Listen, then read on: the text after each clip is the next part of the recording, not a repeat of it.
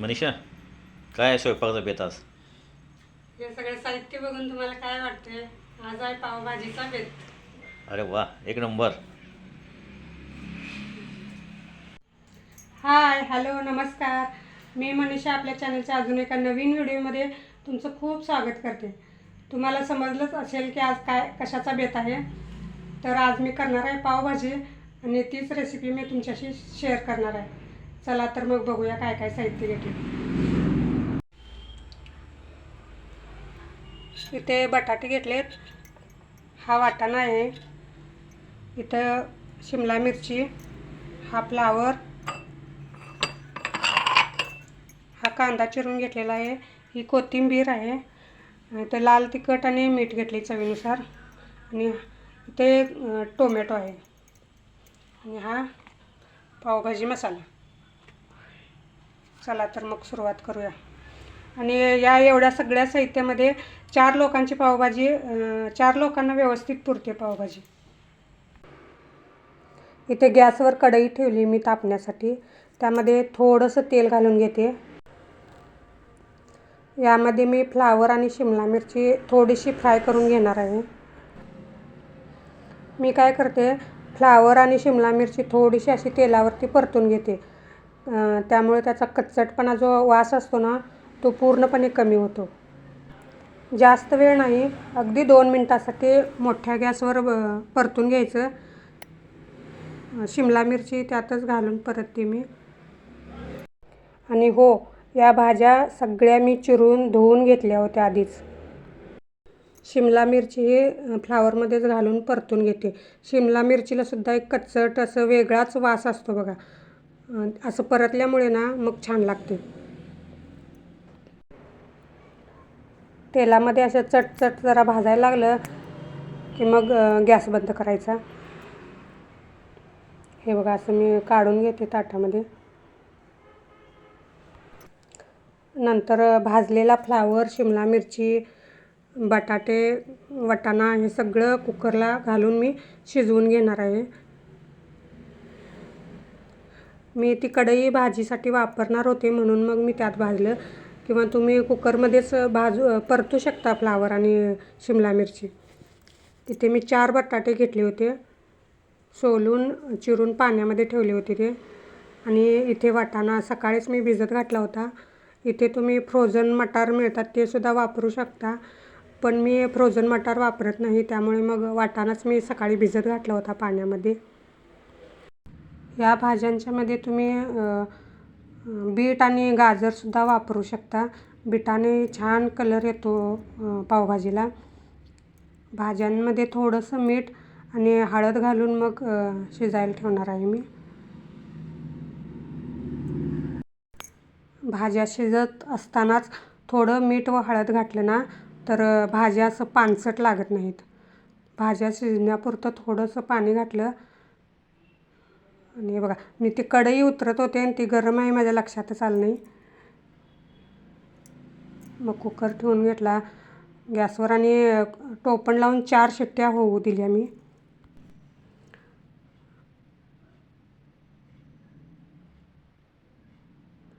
टोमॅटोची प्युरी करून घ्यायची होती म्हणून तेही मिक्सरच्या भांड्यामध्ये घेतलं आणि बारीक करून घेतलं. 4 शिट्ट्या झाल्यानंतर तुम्ही कुकर बघू शकता, भाज्या छान शिजल्या होत्या.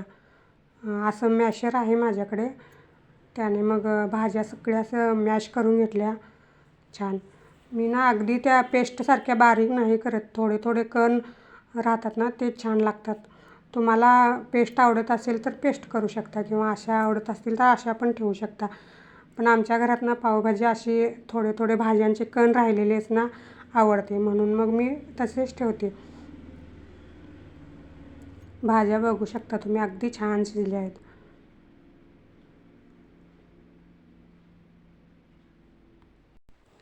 भाज्यांना पूर्णपणे घोटून घेते मी. दाखवते तुम्हाला चमच्याने.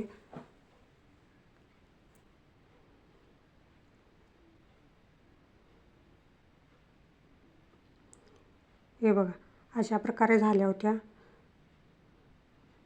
आता अजून थोडे कण दिसत असतील ना, ते ज्यावेळेस आपण भाजी फोडणीला घालतो ना त्यामध्ये आणखी थोड्या शिजल्या जातात. भाजीला फोडणी घालण्यासाठी कढईमध्ये 2 चमचे तेल घालते मी. भाजी आता चमचमीत आपल्याला पाहिजे आहे म्हटल्यावर तेल तर जास्ती लागणारच. इथे तुम्ही बटर किंवा लोणी हे सुद्धा वापरू शकता. मी लोणी घालते, पण आत्ता माझ्याकडे लोणी नाही म्हणून मग मी तूप वापरते इथं.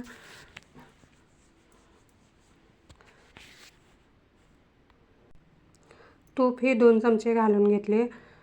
तेल थोडं तापत आलं ना मग तूप घालायचं, कारण तूप लगेच जळतं, त्यामुळे तूप जरा वेळानं घालायचं. आणि कांदाही घालून घेते यात.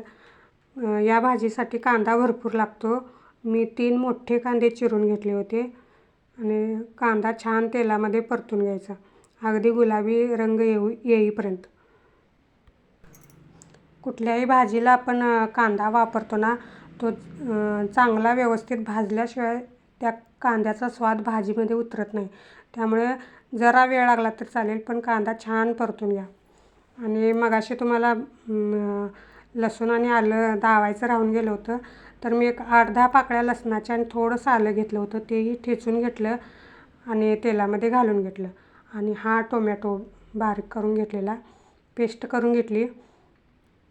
आणि कांदा थोडा भाजल्यानंतर मग त्यात ही पेस्ट घालून घेतली.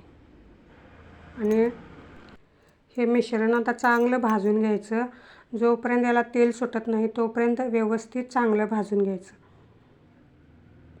हे बघा, हे असं एकसारखं हलवत मी भाजून घेतले 4 ते 5 मिनटं. आणि पलीकडच्या गॅसवर मी पाणी गरम करायलाही ठेवलं होतं थोडं.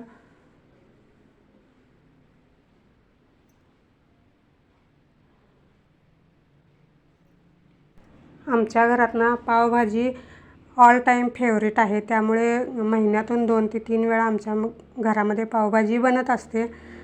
तुम्हाला आवडते का पावभाजी? ते कमेंटमध्ये मला नक्की सांगा. आणि हो, आजचा व्हिडिओ आवडला तर व्हिडिओला लाईक नक्की करा. आणि चॅनलवर नवीन असाल तर चॅनलला सबस्क्राईब करायला अजिबात विसरू नका. आणि पावभाजी केल्यानंतर ती कशी झाली हे मला कमेंटमध्ये सांगायला अजिबात विसरू नका, कारण तुमच्या कमेंट आल्याशिवाय मला नाही कळत की माझा व्हिडिओ कसा तुमच्यापर्यंत पोहोचला आहे, चांगला झाला आहे की नाही चांगला आहे, हे मला तुमच्या कमेंटमुळेच कळतं. त्यामुळे कमेंट नक्की करत जा. यात मी चवीपुरतं तिखट, मीठ व 1 चमचा पावभाजी मसालाही घालून घेतला. आणि हा मसाला आता छानपैकी शिजू देणार आहे. असं हलवत हलवत शिजवायचं त्याला. तिखट व मसाला कढईला तळाला लागू शकतो, त्यामुळे असं एकसारखं हलवत राहायचं. आणि मसाला तुम्ही बघू शकता किती छान तेल सुटलं आहे. अशा प्रकारे मसाला भाजायचा.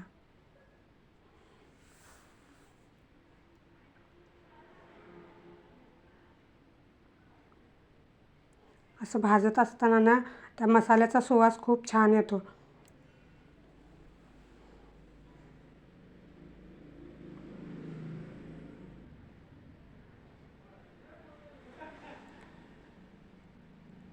मसाल्याला असं तेल सुटल्यानंतर मग आपण शिजवलेल्या भाज्या त्यामध्ये घालून घ्यायच्या. आणि भाजी शिजत असताना त्यामध्ये मी हळद घातली होती, त्यामुळे मसाल्यात मी हळद घातली नाही. कुकरमध्ये थोडं गरम पाणी घालून तेही त्यात घालून घेतलं. आणि हे मिश्रण आता एकसारखं ढवळून घ्यायचं. तुम्ही बघू शकता भाजी किती छान दिसत आहे.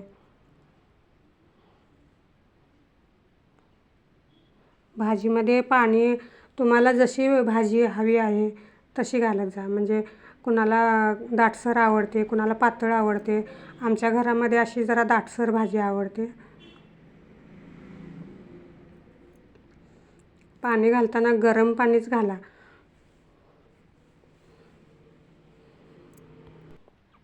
बाहेर जर आपण पावभाजी खाण्यासाठी गेलो हॉटेलमध्ये तर कितीतरी आपल्याला पैसे मोजावे लागतात आणि ते पोटभरीचं सुद्धा होत नाही. आणि अशा प्रकारे जर आपण घरामध्ये पावभाजी केली ना तर आपलं संपूर्ण कुटुंब हे म्हणजे पोट भरून भाजी खाऊ शकतं. नंतर वरून आणखी थोडा मी गरम पावभाजी मसाला घातला आणि याला आता छान उकळी येऊ देते. थोडा मीडियम गॅस ठेवते.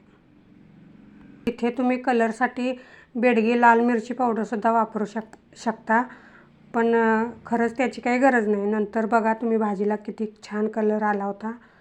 आणि कसुरी मेथी घालून घेतली. कसुरी मेथी थोडी गरम करायची आणि चुरून घालायची. खूप छान स्वाद येतो कसुरी मेथीचासुद्धा. नंतर कोथिंबीरसुद्धा घालून घेतली. ही कोथिंबीर ना अशी मोठी मोठी पानांची आहे.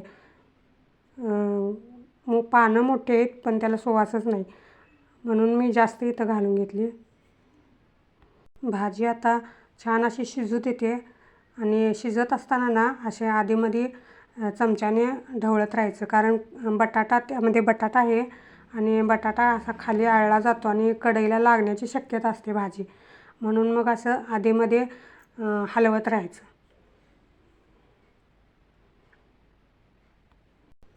भाजी उकळी येत असताना ना असा घरामध्ये सुगंध सगळा पसरतो त्याचा. त्या मसाल्याचा, भाज्यांचा वास इतका छान येतो ना, भूक म्हणजे नसली तरी डबल लागेल असं वास सुटतो घरातून. भाजी बघू शकता तुम्ही. उकळी आल्यानंतर थोडा मी गॅस कमी केला आणि वरून आणखी थोडं तूप घातलं. हे ऑप्शनल आहे, तुम्हाला हवं असेल तर घालू शकता, नसेल तर नाही घातलं तरी पण चालेल. आणखी थोडीशी कोथिंबीर घालून घेतली.